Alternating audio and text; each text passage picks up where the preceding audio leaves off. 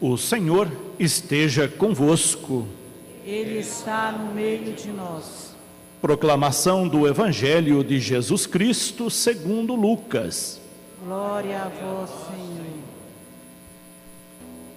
Naquele tempo, os 2 discípulos contaram o que tinha acontecido no caminho e como tinham reconhecido Jesus ao partir o pão. Ainda estavam falando quando o próprio Jesus apareceu no meio deles e lhes disse: a paz esteja convosco. Eles ficaram assustados e cheios de medo, pensando que estavam vendo um fantasma. Mas Jesus disse: por que estáis preocupados e por que tendes dúvidas no coração? Vede minhas mãos e meus pés, sou eu mesmo. Tocai em mim e vede. Um fantasma não tem carne nem ossos, como estáis vendo que eu tenho. E dizendo isso, Jesus mostrou-lhes as mãos e os pés. Mas eles ainda não podiam acreditar, porque estavam muito alegres e surpresos. Então Jesus disse: tendes aqui alguma coisa para comer? Deram-lhe um pedaço de peixe assado. Ele o tomou e comeu diante deles.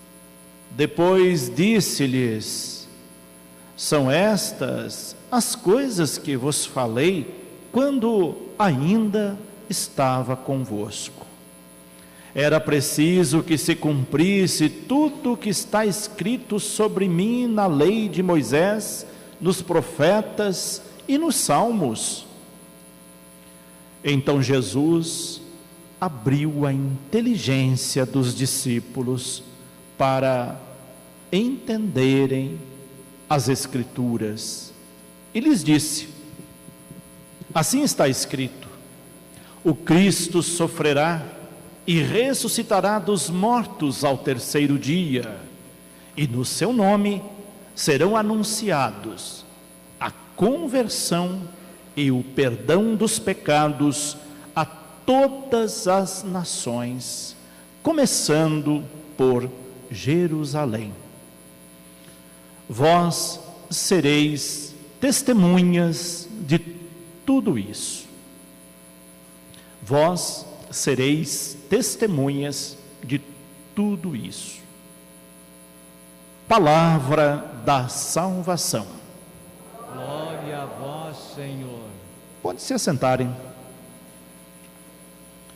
Hoje nós celebramos o nosso 3º domingo do tempo da Páscoa. Estamos caminhando a passos largos no tempo pascal, esse tempo tão especial da liturgia, em que Cristo insistentemente vem, se coloca no meio de nós, deseja que tenhamos paz no coração, que dissipemos nossos medos, nossas incertezas, nossas inseguranças, nossas dúvidas, que creiamos na ressurreição e o anunciemos. É essa insistência que nós temos que perceber. Ele não quer que nós passemos pelo tempo pascal sem vê-lo ressuscitado entre nós. E aí, vocês já perceberam Cristo ressuscitado? Já o encontraram por aí de alguma forma? Já conseguiram vê-lo? Se ainda não, tem alguma coisa errada no coração. Talvez todas aquelas celebrações da Semana Santa não foram suficientes. Talvez todas as leituras que vocês fizeram das Escrituras ainda não tenha sido suficiente. Será que ainda não estamos com o nosso coração fechado? vale a pena nós olharmos, porque se o coração estiver fechado, nós teremos dificuldade de percebê-lo ressuscitado entre nós. As leituras que nós estamos vendo durante o tempo pascal, e quem está acompanhando as leituras, sejam nas missas, seja em casa, na sua leitura diária da palavra de Deus, está percebendo como que Jesus é insistente conosco. E Ele mostra que Ele se manifesta das formas mais inusitadas que nós podemos imaginar. Vamos fazer uma memória de algumas delas rapidamente, para a gente entender o texto de hoje.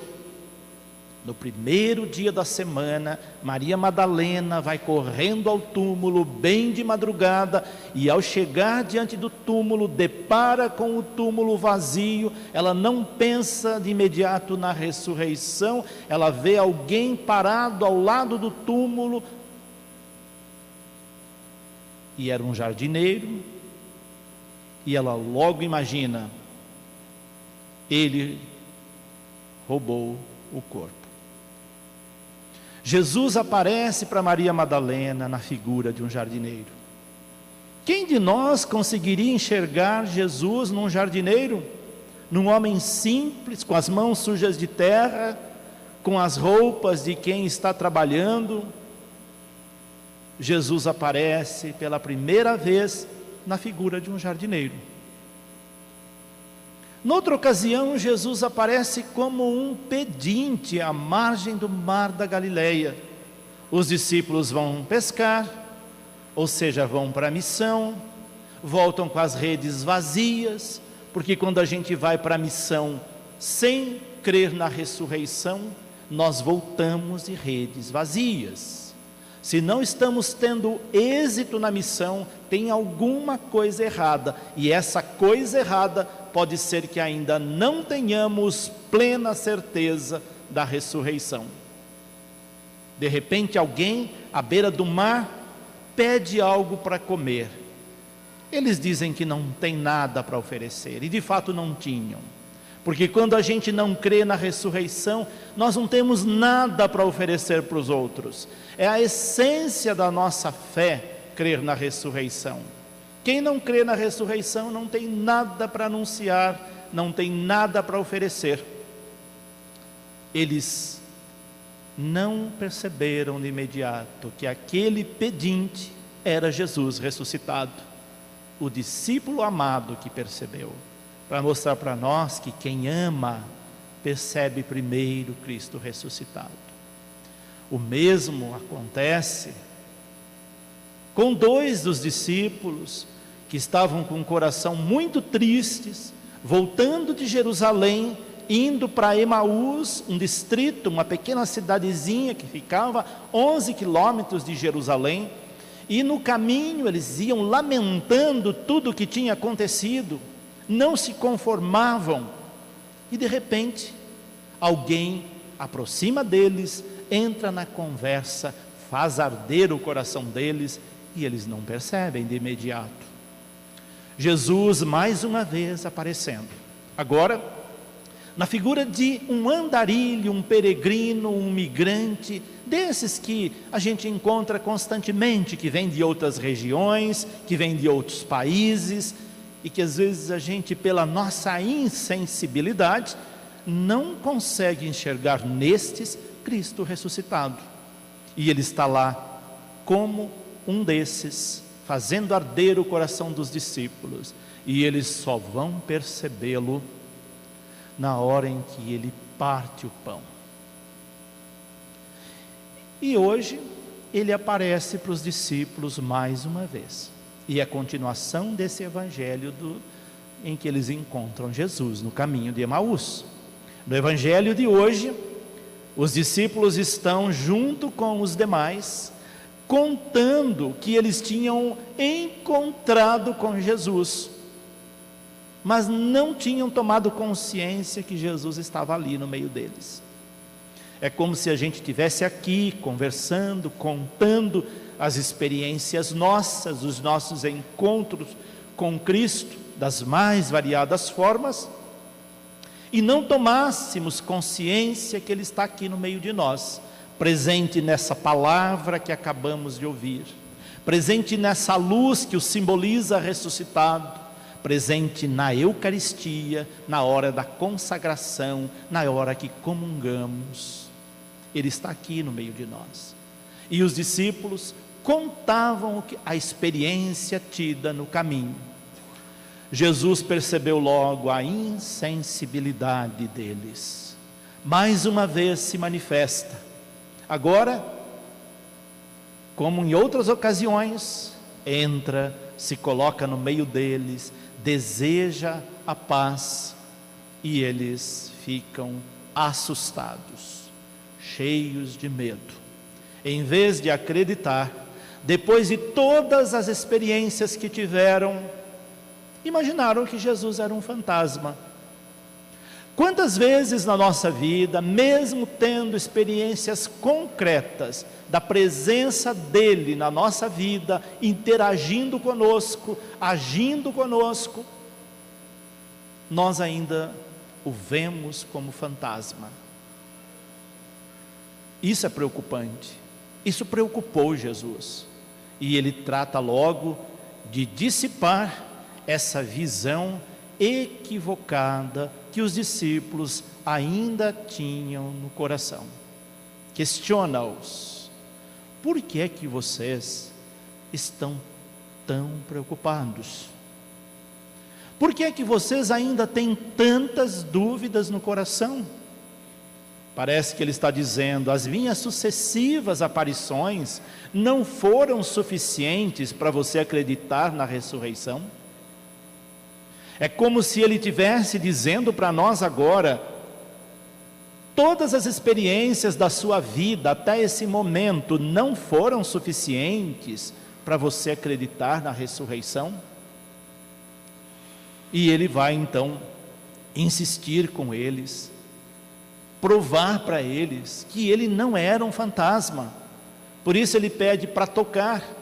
Toque nas marcas dos pregos. Mostrou-lhe as mãos, mostrou-lhe os pés, pediu que eles tocassem nessas marcas e disse para eles: vejam, eu sou de carne e osso. Fantasma não tem carne nem ossos. Tire essas imaginações das suas cabeças. E para provar ainda mais que era ele mesmo ressuscitado, não um fantasma, pede algo para comer. Fantasma não come. Tudo para provar para eles que não era uma ilusão de ótica, que não era fruto da imaginação deles, que aquele que estava ali do lado deles não era resultado de uma alucinação, era Jesus de fato ressuscitado.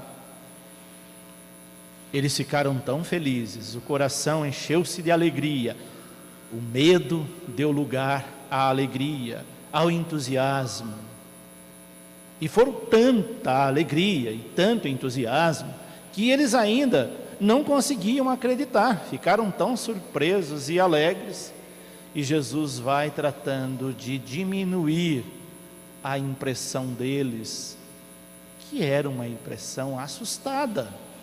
Quem é que não ficaria assustado? Tamanha a alegria não era para menos.